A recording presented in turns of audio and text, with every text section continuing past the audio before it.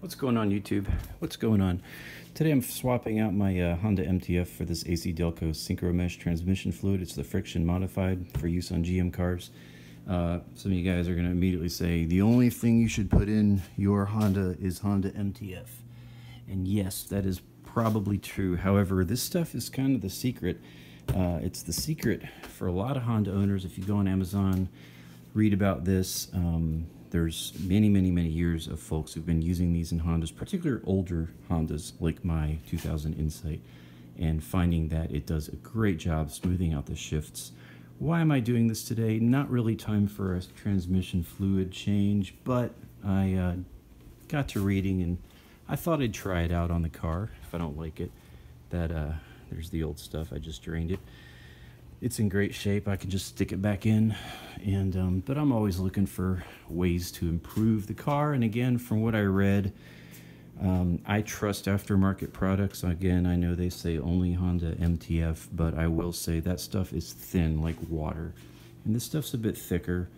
And these transmissions, if you know anything about Honda Insight first gens, the synchros are a weak point. Now my synchros are fine at 175,000 miles.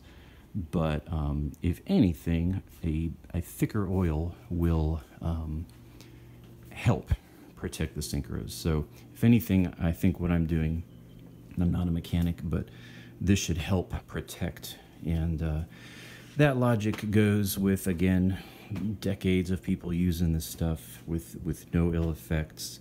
And then also a lot of folks who do have bad synchros in their Generation 1 Insights. You can read about this online.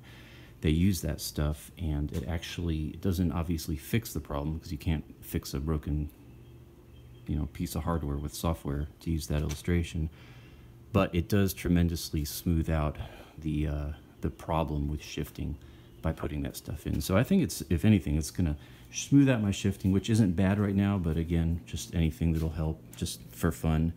And it probably will offer some protection against possible synchro damage. And I've used stuff like this before. I've used this Royal Purple Synchro Max in a couple trucks I've had. I've got Motul 300 in this Fiesta ST, and I've just used other stuff too in other cars. And I've found that sometimes Honda does their job, but sometimes with research, a better product can come out and actually improve the car. So we're gonna give it a shot.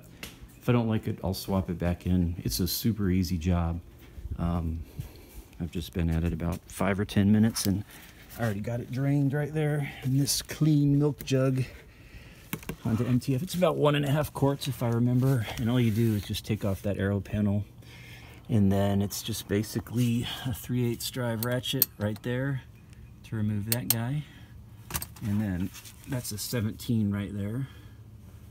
And you'll want to use a shallow socket, because you don't want to touch this electricity, and you don't want to have any risks. But it's real easy. I'm on the driver's side of the car. And so what I always do is I check that first, just to make sure I can get it loose, which I could, and then tighten it back up, and then pull this off, drain it. I just plugged it, and I'm about to fill it back up. And you fill it back up, it needs to be level, so I'm going to drop the car off the ramps, fill it back up, and then you just once it starts coming out, you're done. It's level with the bottom of that hole there. And so I'm going to try that out. I'll report back and let you know how it does after a few hundred miles of driving. Also, while I'm under here, I did also, since my last video, I installed these control arms, I installed these sway bar links, and I also installed those struts.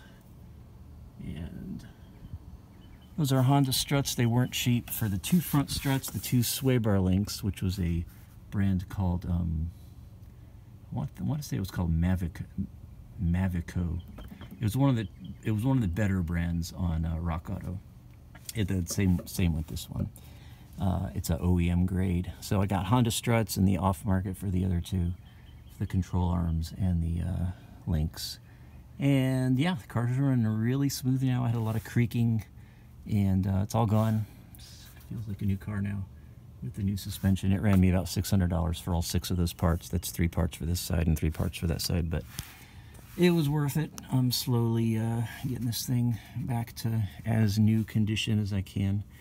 So yeah, that's the update on the Insight, and I'll report back in a little while after I get some miles on it, and thought I'd just give an update on this car. All right, thanks for watching. Later.